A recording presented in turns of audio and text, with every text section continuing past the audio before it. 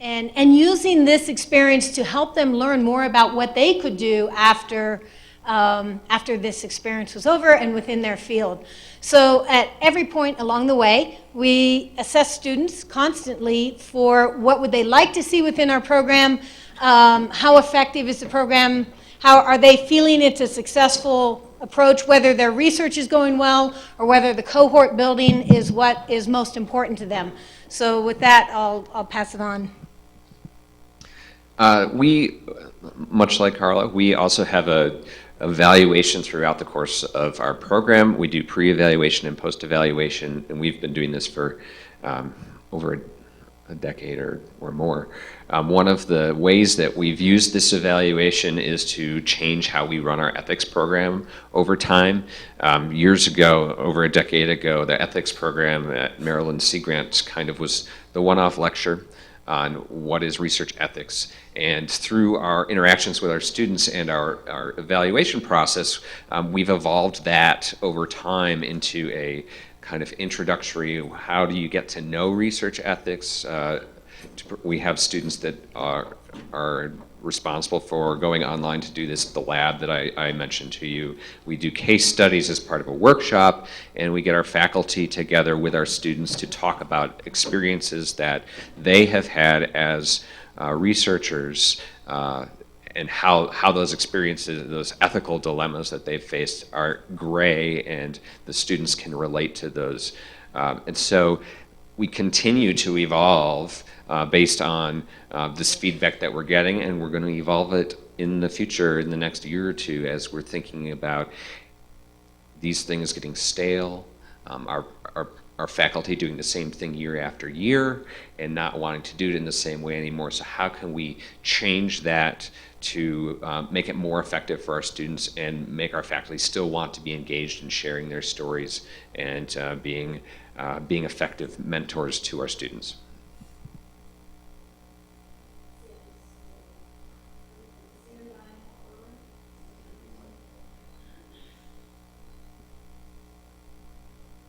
Turned it off. And Okay. I turned it back How on. about that? Can you hear me? Okay, got it. So, in a short thing, yes.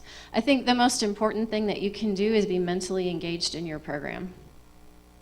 Beyond any other I you dot or T you cross, if you're mentally engaged in your program, you're going to be doing this because you're listening to your students all the time.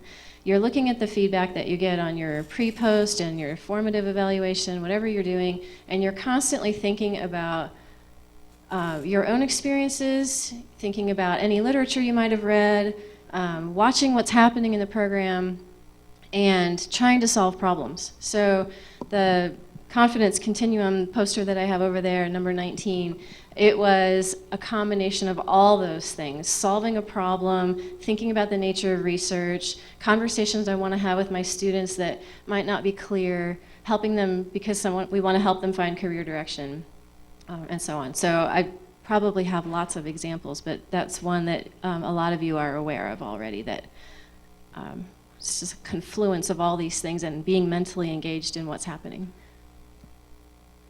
Thanks. So I focused my thing on the structures that make it possible for us to improve. What you say is completely true, and we try to do that all the time. But what is it about our programs that actually makes it work?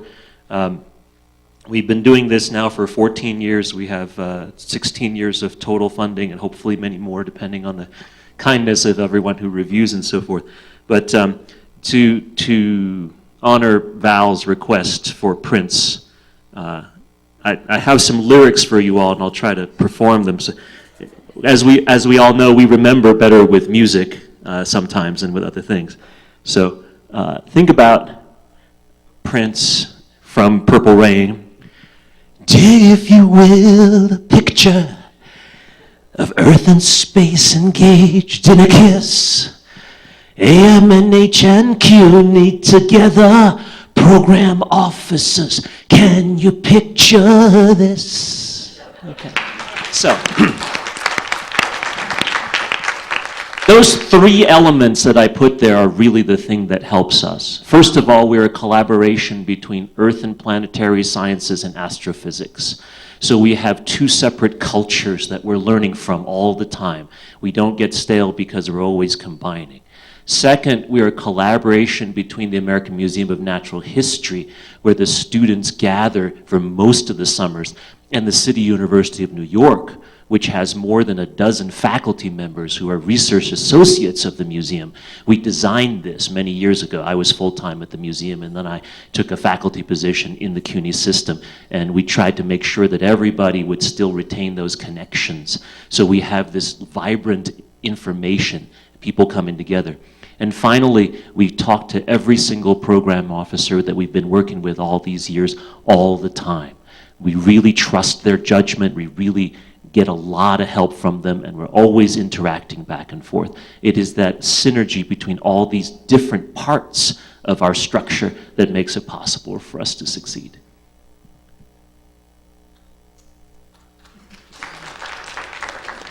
So the other thing I'd like to add is the first REU award that you get, you're trying out a lot of things. You're trying new things, you're struggling, things may not work. By the time you get to the second round of application, you should be eager and willing to go into the literature. There's such rich literature for founding whatever you propose to do on measurable objectives, new partnerships, new ideas, maybe a little bit of risk. But for those of you who have been running REUs for a really long time, maybe it's time to not do the same old, but think of these new ways that you can set up programs that are very rigorous and still very fun for the students. Absolutely true. We would not have survived this long if we kept doing the same thing all the time. And at the same time, recognizing, for us, for AST, what do they, as a community, want in a good REU program, and then UCAR, what do they want in a good program, and we together make it happen, changing all the time, evolving all the time. I wonder if you guys survey your mentors and ask them if there are programs or workshops that they wish you guys were doing for your students in general, and if you can give us examples of those. Absolutely. And then we try to tackle the how do we deal with the different skill sets of the students coming in, so we don't necessarily require that the students go to the workshop. A statistics workshop came up from mentors. A programming workshop came up from mentors and students. Those are a couple examples. Yes, absolutely. The mentors are a great source of information for you, another perspective and ideas. So one year when the Day After Tomorrow movie came out, someone came to my office and he was all excited. He and another scientist were talking when they were jogging at lunchtime, and they had this great idea for me. And if you're open to those things, that also, I was like, well, what is it? And then we call over to grant some contracts. You're like, can we do this? Can we buy movie tickets? We're going to do a panel the next day with Joe Friday and other people, climate scientists, and it'll be awesome. And they said, well, as long as you've got the educational piece and the way you wrote your activity line, you have a little bit of wiggle room in there, sure, you can do it. So I love getting the ideas from other people as well and not having them to all be mine. I'm glad they don't have to be. We survey our mentors at the end of the program, but we also have the mentors as part of our selection committee. And so we every year talk to the mentors about what works, what doesn't work, and what can we do to make it more effective for you guys. Inevitably, maybe this is true for all of you, it's true for us, our mentors want more time with the students to do research and less of our professional development. And they don't all fully grasp the importance of the experience part. So it's a constant education piece with our mentors to get them to understand that these broader things that we talk about as a community are very important to the whole. Go ahead. Yeah, my question follows up directly on what you just said, and I have to admit that Charles somewhat planted me to ask this question this morning on the bus based on something he heard me over saying in a group. It's exactly about mentors. And I run a program, 16 interns every summer. Over the lifetime of the program, we've had about 90 mentors. Okay, so this is way more than I can individually noodle with. And our program had been running for 20 years, but had broken down, this is before I worked there, in 2009, and had been discontinued because of mass mentor revolt. That the mentors, and there was an external evaluator who came in and wrote a big report about this, the mentors quit. Too much curriculum, not enough time for research, quality of students had gone too low, such that the researchers weren't getting what they needed to get out of it, early career researchers particularly. So as an REU director of a distributed REU, my researchers, my mentors, are trusting me to deliver a high quality intern to them. And sometimes they have very specific requirements of what they want. So while I have some, like say, great mentors that really get it, get what we're trying to do, they get the whole thing, they still might really need the student to have taken anatomy, right? Which maybe you wouldn't get a community college student who's had anatomy.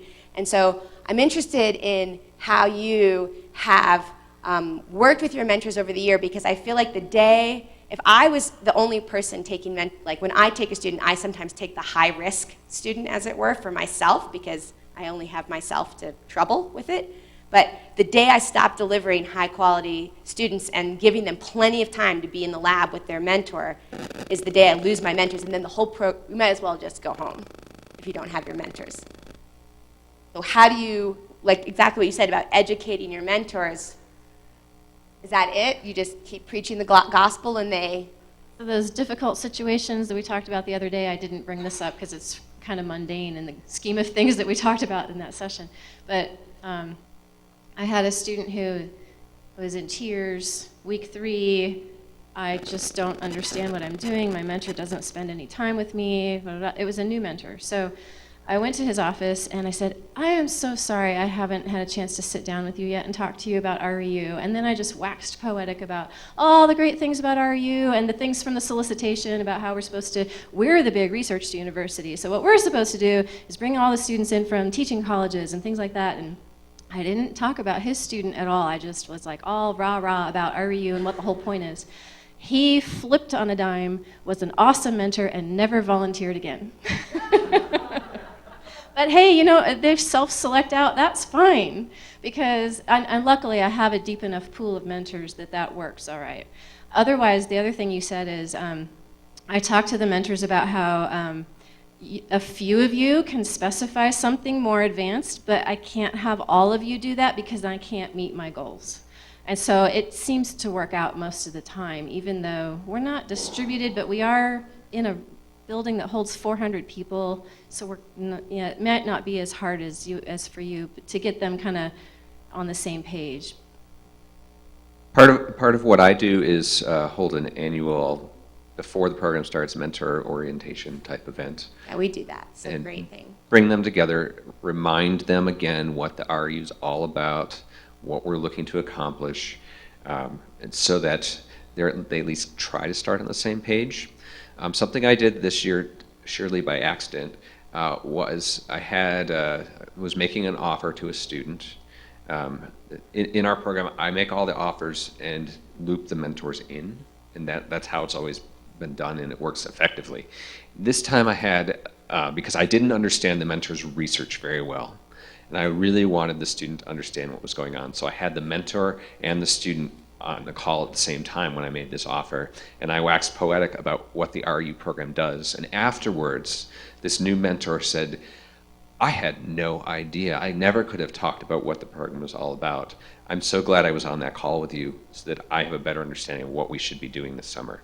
And so, looking forward, that may be something that I do more often with, particularly with new mentors who are not familiar with how the program, what the depth of the program is supposed to be. If we finish in 6 minutes, we will be right on time. So we have about, let's finish in 6 minutes, but please go ahead. The only comment I'd have is we had to come up with some pretty innovative partnerships because we had the faculty who were like, this is not effective use of my time to advance my research goals. So what we did is we went to the university, we found out various mechanisms that graduate students get summer support. We partnered with those organizations, and now priority is given to labs with graduate students where the graduate student will commit to being a near-peer mentor on the island full-time. And so by doing that, that takes a little bit of pressure off the the primary mentor who comes out frequently but isn't there all the time. And it also helps us be able to train graduate schools in how you mentor, graduate students in how you mentor. But that financial partnership where we went and we said, all right, you've got a whole bunch of graduate students applying, can we tell you which labs have expressed interest in hosting an REU for the summer, and can they be prioritized for summer funding? And that's been a huge help for us.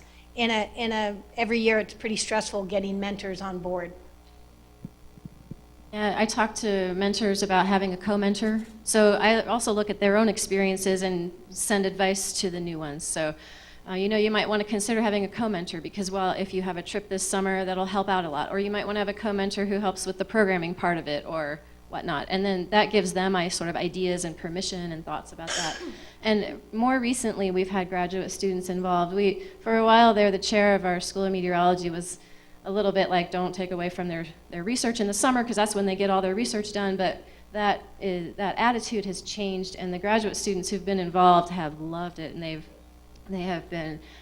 talked about all that they gained from being in that mentor role. It put them in a different mindset. They learned a lot from that experience, and then I carry that forward now to when I'm soliciting for mentors. Yeah, Chung, Oregon State University. I'm really curious to see if there's this is an idea that a couple of us have kind of kicked around, which is we do a lot of evaluation on our students and the impact of our programs on students. We really need to do a study to look at the impact of this program on our faculty. It'd be interesting to start, especially with this group, to develop a knowledge base, a publication base around impacts of this program that support faculty to possibly get more funding, additional funding for their research, the impact of the broader impacts, somehow figuring out how to tie that into the P&T process, and to really show our faculty and our faculty mentors that, hey, we've had this mentor do this for 10 years, and we can associate these grants because we know that some of our faculty use these REU positions to try out really innovative new areas of research. And as a result, if it's successful, those faculty actually get additional, major grants to do research in that direction. There's a way for us to be able to get that information, start developing a publication body of knowledge to support P&T process for our faculty. That may change the way some of our faculty look at this program, these internship programs, mentoring. And it's a long process. It's not going to happen overnight. But it's definitely something that I'm kind of interested in pursuing. So should we all send you emails and say, yeah, let's do this? Yeah, sure. Okay. Yeah, and can we include the impact on the benefit of mentoring on postdocs if you involve postdocs in your mentoring? Because I pitch to postdocs that this is a benefit to them when they're writing those teaching statements in their job application. Yeah. Since we do have many museum people involved who have never taught before, being able to put the fact that you put students down and you successfully enabled them to become good scientists have helped them. But we have not done anything quantitative. We're able to say qualitative things that our mentors, especially those who are not tenured, are very happy and very glad that they did this thing in order to help them develop professionally as well. But quantitative stuff would be very helpful. I agree.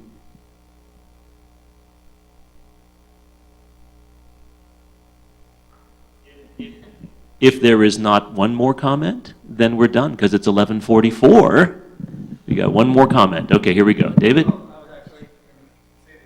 Okay. Although I do have a comment.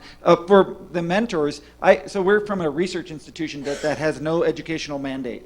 And so for my mentors, they love the fact that they get an undergraduate student in their lab to do the work. It also helps with participant support and that kind of aspect. And then I also sell it, you know, I'm an organismal biologist or a physiologist, and I use my REUs to link me with some of the gene jockeys that we have on our campus, and it helps bridge kind of our research in ways that otherwise I wouldn't have time or the resources to do. And so they're really great ways to sell this kind of experience to your mentors. I noticed that people, scientist mentors, would try it. They would dust off a little thing on the bookshelf project and try it out. And the next thing you know, it's on the cover of National Geographic and you're like, that's because you're our RU student, you know, and they're like, who?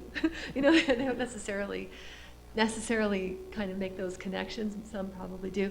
I think the publications might be another thing to look at as well, of the students and the faculty in that kind of capacity. And also the networking. This is something I found, at least when I was running Recess, was I would look for a mentor, let's say, at the U.S. Geological Survey, and somehow they would say, well, it'd be great if I could use that LiDAR instrument at UNAVCO, you know, and then you'd end up with scientists from UNAVCO working with the USGS scientists, and maybe then a CU Boulder scientist, and then they start talking to each other and collaborating. And I don't know how you measure that, but Yi-Chung, maybe that would be another piece to add, would be like the network map of mentors, how that's impacted by the REU. Okay, we're done right on time. Thank you very much. Thank you.